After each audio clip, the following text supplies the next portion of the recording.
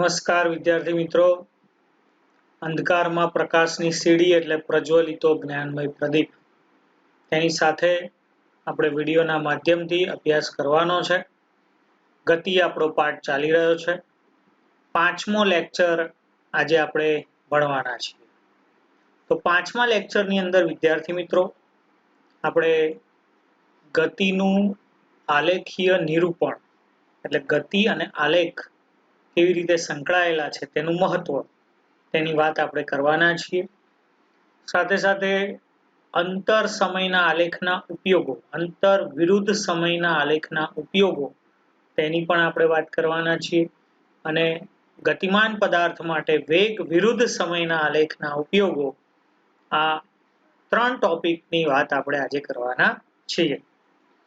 તો વિદ્યાર્થી મિત્રો, સૌથી પહેલા આપણે ગતિનું આલેખીય નિરૂપણ જોઈએ, જેની અંદર આલેખનું મહત્વ શું છે તેની વાત આપણે સમજવાની છે. તો ઘણી બધી અલગ અલગ ઘટનાઓ હોય છે, ઘણા બધા બનાવો હોય છે. આ બધી જે ઘટનાઓ છે, આ બધા જે બનાવો થઈ ગયા છે, એની માહિતી જે છે તે તમારે કોઈ એક જગ્યાએ દર્શાવી છે. તો એના માટે આલેખ એ એનો એકદમ સરળ રસ્તો છે. કોઈ ઘટના બની ગઈ છે, કેટલી ઘટના બની છે, કેટલા સમયમાં બની છે, બરાબર. કોઈ બનાવો થઈ ગયા છે તો કેટલા બનાવો થયા છે, કયા સમયમાં થયા છે, કયા કેટેગરીના થયા છે. આ ઘટના કે બનાવો આનું જે આખું એક નિરૂપણ કે જે જોયા પછી તમને એની બધી માહિતી તેના પર મળી જાય, આવું સરસ મજાનું એક વહીવટી જે નિરૂપણ કહેવાય, મૂળભૂત માહિતી જે આપણને કહેવાય, જેને આપણે આલેખની મદદથી એકદમ સરળતાથી તે દર્શાવી શકીએ છીએ. તો આલેખને આપણે કેમ મહત્વ આપ્યું છે, ગતિ પાઠની અંદર આલેખને મહત્વ આપ્યું છે, એના કેટલાક ઉદાહરણો પણ આપણે અહીંયા જોવાના છે. સમજો કે કોઈ એક દિવસ ક્રિકેટ મેચ ચાલુ છે અને એ મેચનું પ્રસારણ તમે લોકો જોઈ રહ્યા છો. આવું ઘણી વખત તમે જુઓ છો કે કોઈ દિવસે ક્રિકેટ મેચ ચાલુ હોય, પ્રસારણ તમે જોતા હો, તો એના કેટલા ક્રિકેટરે કેટલા રન કર્યા, કોણે કેટલા બોલ ફેંક્યા, કેટલી વિકેટ ગઈ, કોના કેટલા રન, આ બધું એક ઊભા સ્તંભની અંદર આલેખાયેલું હોય. એ આખી ટીમનો જે રન રેટ છે, જે આખી ટીમનો ટોટલી બાયોડેટા છે, દરેક ઓવરમાં શું થયું તેની ટોટલી માહિતી એ આપણને એક આલેખના માધ્યમથી તે લોકો બતાવે છે, જે આપણે લોકો જોઈએ છે. તો એ જે ક્રિકેટ મેચની અંદર તમે જે લાઈવ પ્રસારણ જોઈ રહ્યા છો, તેમાં પણ દરેક ઓવરમાં જે પણ કેટલા રન થયા, કેટલી વિકેટ ગઈ, શું થયું, કેટલા ફોર ગઈ, કેટલી સિક્સ ગઈ, આ ટોટલી માહિતી તમે લોકો જે જોવો છો, જે આપણે આલેખના માધ્યમથી એકદમ સરળતાથી તમારી સામે આમ આલેખ મૂક્યો એટલે ખબર પડી જાય તમને કે સચિનના રન વધારે છે, દ્રવિડના ઓછા છે, આના વધારે છે, આણે આટલા રન કર્યા છે, આના આટલા રન છે, આટલા બોલ છે, આટલા રન છે. આ ટોટલી માહિતી તમે આલેખના માધ્યમથી એકદમ સરળતાથી, એકદમ સરળ રીતે તમે સમજી શકો છો. અને એટલા માટે આલેખ એ ખૂબ મહત્વનો છે. બીજી વાત કરીએ આપણે, તો જ્યારે બે ચલ ધરાવતા સુરેખીય સમીકરણ હોય, ચલ x અને y આ એક પ્રકારના ચલ છે.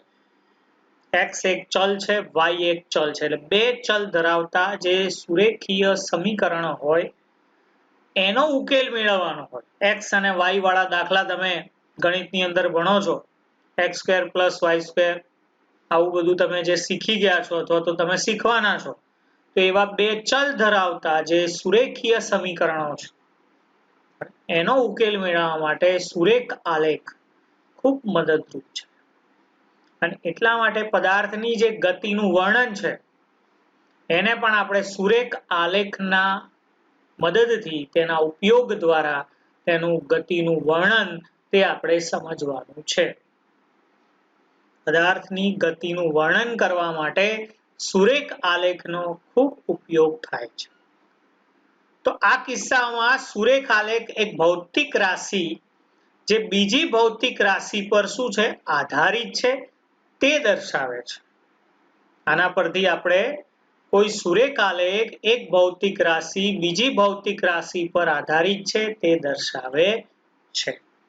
ઓકે, તો અહીંયા આપણે ગતિનું આલેખીય નિરૂપણ જે આલેખનું મહત્વ જે છે તે આપણે સમજવાનો શું કર્યો પ્રયત્ન કર્યો, જેમાં આપણે અંતર વિરુદ્ધ સમયના આલેખના ઉપયોગો સમજવાના છે.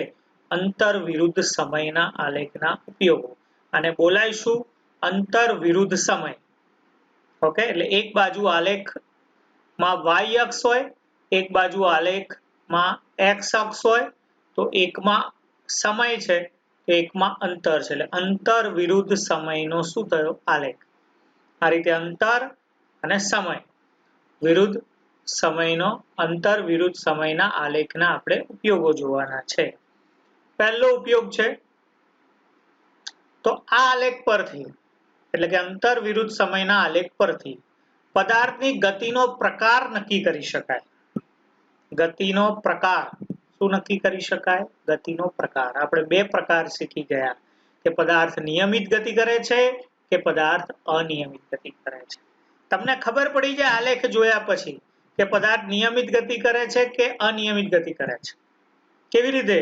કે સમજો કે અહીંથી તમારો આલેખનો ગ્રાફ સીધો હોય તો એની ગતિ કેવી હોય? નિયમિત. પરંતુ જો તે અપ ડાઉન હોય તેનો ગ્રાફ તો તે ગતિ કેવી છે? અનિયમિત છે. તો આમ પદાર્થ નિયમિત ગતિ કરે છે કે અનિયમિત ગતિ કરે છે તે આલેખ પરથી આપણે સરળતાથી સમજી શકીએ છીએ. બીજી વાત કરીએ તો આ આલેખ પરથી આપેલ સમયગાળામાં કોઈ પણ સમયે ગતિ કરતા પદાર્થનું અંદાજિત સ્થાન નક્કી કરી શકાય છે. ક્યાં પહોંચ્યો પદાર્થ તમારો, કેટલા સ્થાને કયા સમયે ક્યાં પહોંચ્યો એ સ્થાન નક્કી કરવા માટે આલેખ ખૂબ અગત્યનો છે. તમને સમય આપેલો છે અહીંયા બરાબર, અને તમારે એના પરથી એનું સ્થાન નક્કી કરવાનું કે 5 મિનિટની અંદર અહીંયા પહોંચ્યો, 10 મિનિટમાં અહીંયા પહોંચ્યો. તો એ તમે આપેલ સમયગાળામાં જેમાં સમય આપેલો છે, કારણ કે અહીંયા અંતર અને સમયનો આલેખ છે એટલે સમય આપેલો છે, એટલે આપેલ સમયગાળામાં જે ગતિ કરતો પદાર્થ છે તેનું આપણે અંદાજિત સ્થાન તે નક્કી કરી શકીએ છીએ અને તે સ્થાન પરથી પદાર્થ કયા સમયે ક્યાં પહોંચ્યો છે તે આપણે કહી શકીએ છીએ. તો એના માટે આ જરૂરી છે. ત્રીજો મુદ્દો જોઈએ આપણે કે અંતર વિરુદ્ધ સમયના આલેખ પરથી જે સુરેખ ઢાળ છે, જેનો સુરેખ ઢાળ છે અને સુરેખ ઢાળ પરથી પદાર્થ જો નિયમિત ગતિ કરતો હોય, એવી ગતિ કરતો હોય નિયમિત ગતિ, તો તે પદાર્થની ઝડપ શોધી શકાય છે. પદાર્થની શું શોધી શકાય? ઝડપ. ઝડપનું સૂત્ર શું હતું? ઝડપ બરાબર અંતર ભાગ્યા સમય. આવું હતું, યાદ કરો. મગજ ઉપર થોડુંક દબાણ આપો, ખાલી તમે વિડીયો જોવો નહીં. વિડીયો જોતા જોતા જે અગાઉ ભણી ગયા છીએ તેને પણ યાદ કરો. અને તમે ખરેખર વિડીયો જોવો છો એટલે વિડીયો ફોન કે લેપટોપની અંદર તમે જોઈ રહ્યા છો તો માત્ર તમારી સામે લેપટોપ કે ફોન નથી, તમારી સામે પ્રત્યક્ષ આપણો ક્લાસરૂમ છે એવો એક માહોલ ઊભો કરો. સૂતા સૂતા વિડીયો જોવો અથવા તો એમનેમ ગમે ત્યાં બેસીને તમે વિડીયો જોવો તો તમને આ જે મહેનત છે અમારી એનું પરિણામ નહીં મળે. એટલા માટે વિડીયો જોતી વખતે તમારા માનસિકતામાં પણ એવી એક ઊભી થવી જોઈએ કે તમે ક્લાસરૂમમાં છો. અમે એવો પ્રયત્ન કરીએ છીએ કે જેથી તમને ક્લાસરૂમનો એક અનુભવ થાય. તો તમે પણ એ પરિસ્થિતિ ઊભી કરો અને જે ચાલી ગયું છે તે યાદ રાખો, જે ટોપિક આવે એને યાદ કરવાનો પ્રયત્ન કરો. તો અહીંયા આપણો ત્રીજો મુદ્દો હતો કે જે સુરેખ ઢાળ છે તેમાં જો પદાર્થ નિયમિત ગતિ કરતો હશે તો તે પદાર્થની ઝડપ શોધી શકાય. ઝડપ એટલે અંતર ભાગ્યા સમય. તો તમારા આલેખમાં અંતર પણ છે અને સમય પણ છે.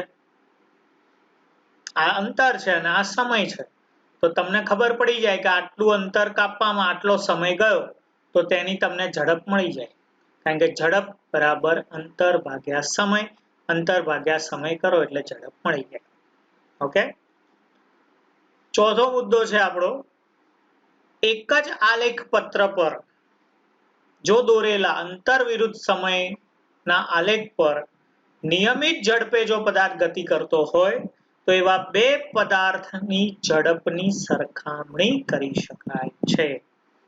એક જ આલેખ પત્ર પર, આલેખ પત્રમાં તમને ખબર પડે છે, ગણિતમાં તમે આલેખ પત્ર દોરો છો તો આલેખ પત્ર એક જ છે. એટલે એક જ આલેખ પત્ર પર દોરેલા જે આલેખમાં નિયમિત ઝડપે જો પદાર્થ ગતિ કરતો હોય તો એવા નિયમિત ઝડપે ગતિ કરતા બે પદાર્થોના ઝડપની સરખામણી કરી શકાય છે. ઓકે, કે કોની ઝડપ વધુ છે, કોની ઝડપ ઓછી છે, કોણ કેટલા સમયમાં ઝડપી થયું, કોણ કેટલા સમયમાં ઓછો ઝડપી છે, કોણ કોના કરતા કેટલા ગણો ઝડપી છે અને કોણ કોના કરતા કેટલા ગણો ઝડપી નથી. આ તમામ પ્રકારની સરખામણી, તેના ઝડપની સરખામણી આપણે કરી શકીએ છીએ. પાંચમો મુદ્દો જોઈએ વિદ્યાર્થી મિત્રો, એક જ આલેખ પત્ર પર દોરેલા અંતર વિરુદ્ધ સમયના આલેખ પરથી એક જ સીધા રસ્તા પર, અહીંયા રસ્તો એક જ છે, એક જ સીધા રસ્તા પર જુદી જુદી ઝડપથી ગતિ કરતા બે પદાર્થો એકબીજાને ક્યાં અને ક્યારે મળશે તે નક્કી કરી શકાય છે. ધ્યાન રાખજો, એક જ સીધા રસ્તા પર જુદી જુદી ઝડપથી ગતિ કરતા બે પદાર્થો છે, જેમની ઝડપ કેવી છે તો જુદી જુદી છે, અને જુદી જુદી ઝડપથી ગતિ કરતા બે પદાર્થો એકબીજાને ક્યાં અને ક્યારે મળશે તે નક્કી કરી શકાય છે. તો આ રીતે આપણા 5 મુદ્દા થયા. અંતર વિરુદ્ધ સમયના આલેખના ઉપયોગો આપણે અહીંયા જોયા. પહેલો મુદ્દો હતો પદાર્થ નિયમિત ગતિ કરશે કે અનિયમિત ગતિ કરશે તે જાણી શકાય. બીજો, અંદાજિત સ્થાન નક્કી કરી શકાય. આ મેન મુદ્દા હું બોલું છું. ત્રીજાની અંદર પદાર્થની ઝડપ શોધી શકાય. ચોથામાં નિયમિત ઝડપે ગતિ કરતા બે પદાર્થના ઝડપની સરખામણી કરી શકાય. અને પાંચમામાં જુદી જુદી ઝડપે ગતિ કરતા, અહીંયા આપણે ઝડપની સરખામણી કરીએ છીએ, જ્યારે અહીંયા જુદી જુદી ઝડપે ગતિ કરતા બે પદાર્થો એકબીજાને ક્યાં ક્યારે મળશે તે નક્કી કરી શકાય છે. તો આ આપણા 5 મુદ્દા હતા જે મેં તમને અહીંયા ટૂંકમાં સમજાયા. લખવાના છે આ રીતે પૂરા વાક્યમાં. યાદ રાખો વિદ્યાર્થી, મુદ્દા ખાલી. કોઈ પણ ટૂંક નોંધને તમારે યાદ રાખવી હોય તો એના મેન મુદ્દાને તમે યાદ રાખો અને એ મેન મુદ્દા પરથી આખું વાક્ય બનાવો, આખી ટૂંક નોંધ તૈયાર થઈ જશે. જેમ કે આમાં 5 જ મુદ્દા મેન છે. પહેલામાં પદાર્થ નિયમિત અનિયમિત ગતિ કરે છે, બીજામાં પદાર્થનું સ્થાન નક્કી કરી શકાય, ત્રીજામાં પદાર્થની ઝડપ શોધી શકાય, ચોથામાં બે પદાર્થના ઝડપની સરખામણી કરી શકાય અને પાંચમામાં બે પદાર્થો એકબીજાને ક્યાં અને ક્યારે મળશે તે નક્કી કરી શકાય. આ 5 મેન મુદ્દા છે.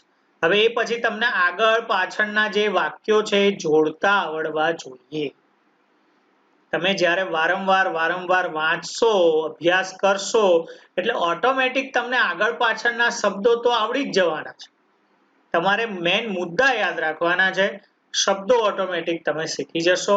અહીંયા આપણો અંતર વિરુદ્ધ સમયના આલેખના ઉપયોગોનો પ્રશ્ન પૂરો થયો. એવી જ રીતે વિદ્યાર્થી મિત્રો બીજો પ્રશ્ન છે આપણો, વેગ વિરુદ્ધ સમયના આલેખના ઉપયોગો. ગતિમાન પદાર્થ છે, પેલો પણ ગતિમાન પદાર્થ હતો. વેગ વિરુદ્ધ સમયના આલેખના શું જોવાના છે ઉપયોગો. પેલામાં શું હતું? અંતર વિરુદ્ધ સમય હતો. અહીંયા વેગ વિરુદ્ધ સમય છે. અંતર અને વેગમાં શું ફરક છે જે આપણે અગાઉ ભણી ગયા. અંતર અદિશ રાશિ છે, વેગ એ સદિશ રાશિ છે. અંતર એ દર્શાવવા માટે દિશાની જરૂર નથી, વેગને દર્શાવવા માટે દિશાની જરૂર છે. બરાબર, એટલે આ યાદ રાખજો. તો પહેલો મુદ્દો આપણે જોઈએ, વેગ વિરુદ્ધ સમયના આલેખ પરથી પદાર્થ નિયમિત ગતિ કરે કે અનિયમિત ગતિ કરે તે જાણી શકાય છે. જે પેલામાં હતો તે સેમ મુદ્દો છે. વેગ વિરુદ્ધ સમયના આલેખ પરથી પદાર્થ નિયમિત ગતિ કરે છે કે અનિયમિત ગતિ કરે છે તે જાણી શકાય છે. બીજો મુદ્દો, વેગ વિરુદ્ધ સમયના આલેખ પરથી પદાર્થના વેગના મૂલ્યમાં થતો ફેરફાર. ભણી ગયા આપણે, પદાર્થના વેગના મૂલ્યમાં થતો ફેરફાર એટલે વેગમાં કાં તો વધારો થશે, વેગમાં કાં તો ઘટાડો થશે. વેગમાં વધારો થશે એટલે પ્રવેગ અને વેગમાં ઘટાડો થશે એટલે પ્રતિપ્રવેગ. તો આ મુદ્દા પરથી શું ખબર પડશે તમને કે પદાર્થના વેગના મૂલ્યમાં થતો ફેરફાર જાણી શકાય. આલેખના ઢાળ પ્રવેગ દર્શાવે છે. આના પરથી પ્રવેગી કે પ્રતિપ્રવેગી ગતિ તે તમે નક્કી કરી શકો છો કે પદાર્થ કેવી ગતિ કરે છે, પ્રવેગી ગતિ કરે છે કે પ્રતિપ્રવેગી ગતિ કરે છે. જો વેગના મૂલ્યમાં વધારો થતો હશે તો પ્રવેગી ગતિ છે, અને વેગના મૂલ્યમાં ઘટાડો થતો હશે તો પ્રતિપ્રવેગી ગતિ છે. બે શબ્દ યાદ રાખજો ફરી એકવાર. વેગના મૂલ્યમાં વધારો થાય છે તો પ્રવેગી ગતિ છે, વેગના મૂલ્યમાં ઘટાડો થાય છે તો પ્રતિપ્રવેગી ગતિ છે. તો આ રીતે આપણે વેગના મૂલ્યમાં થતો ફેરફાર એટલે કે તે પ્રવેગ છે કે પ્રતિપ્રવેગ છે તે આપણે શું કરી શકીએ છીએ, જાણી શકીએ છીએ. ત્રીજો મુદ્દો જોઈએ, વેગ વિરુદ્ધ સમયના આલેખ પરથી તેના ઘેરાતા પ્રદેશનું ક્ષેત્રફળ, તેના ઘેરાતા પ્રદેશનું ક્ષેત્રફળ શોધવાથી આપેલ સમયગાળા દરમિયાન પદાર્થે કાપેલું અંતર શોધી શકાય છે. આગળ આપણે આના પછીના લેક્ચરમાં આ ઘેરાતા પ્રદેશનું ક્ષેત્રફળને થોડુંક ડીપમાં સમજવાના છે. આલેખ દોરવાનો છે અને એના પરથી એક પ્રશ્ન આપણે નક્કી કરવાનો છે, એક સૂત્ર સાબિત કરવાનું છે. તો વેગ વિરુદ્ધ સમયના આલેખ પરથી ઘેરાતા પ્રદેશનું ક્ષેત્રફળ શોધવાથી એટલે કે તેના ક્ષેત્રફળ આપણને જે મળે તેના પરથી આપેલ સમયગાળા દરમિયાન પદાર્થે કાપેલું અંતર તે નક્કી કરી શકાય છે. અહીંયા ચોક્કસ દિશામાં પદાર્થે કાપેલું અંતર છે એટલે એને આપણે સ્થાનાંતર પણ કહી શકીએ.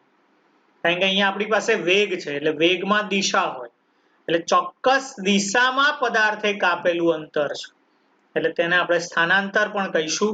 પણ અહીંયા ઘેરાતા પ્રદેશનું ક્ષેત્રફળ શોધવાથી આપણને આપેલ સમયગાળામાં જે પદાર્થે કાપેલું અંતર છે તે મળે છે.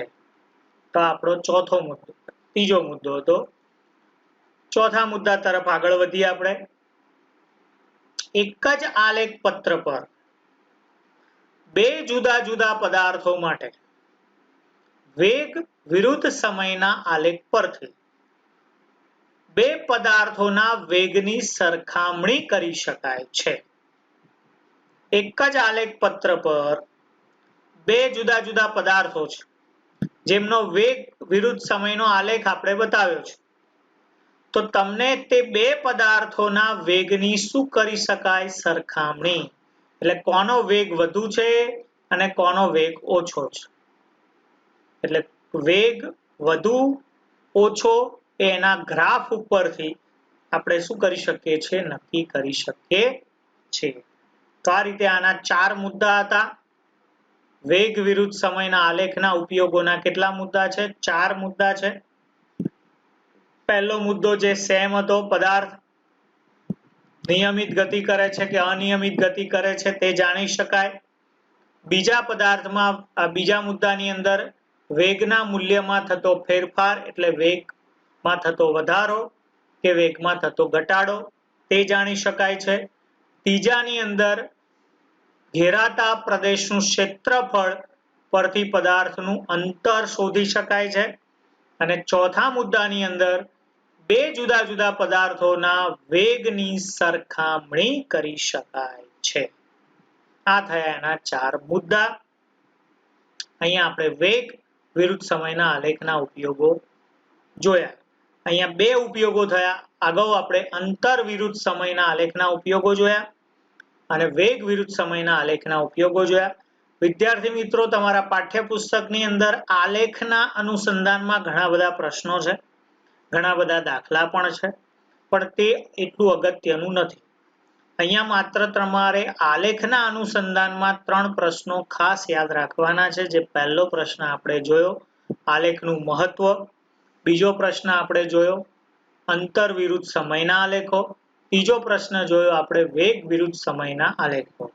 આ 3 પ્રશ્નો મુખ્ય છે. બીજા ઘણા બધા તમને આલેખ કેમ દોરવો, કેવી રીતે દર્શાવવું, તેના દાખલા, આ બધું જ છે, ઘણું બધું છે, પણ તે બધું આપણે ધ્યાનમાં લેવાનું નથી.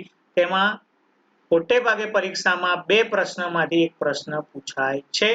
ક્યાંક MCQ માં કે એકાદ માર્ક્સની અંદર આલેખ બતાવ્યો હોય, તમને આલેખ દોરીને આપ્યો હોય અને એમાં એક સીધી રેખા હોય, તો તમે કહી શકો કે આ નિયમિત ગતિ છે, અથવા તો આમ વળાંકવાળી હોય, તમે કહી શકો કે તે કેવી છે? અનિયમિત ગતિ છે.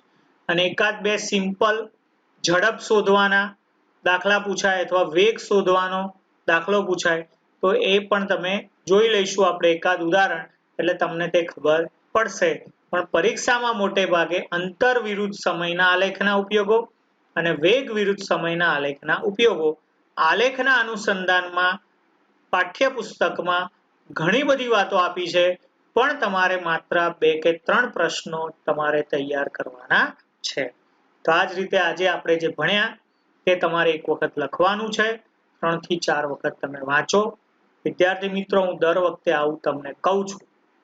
તમે કરો છો કે નથી કરતા તે આજે મને ખબર નથી, પણ જ્યારે આપણે પ્રત્યક્ષ મળશું ત્યારે મને ખબર પડશે.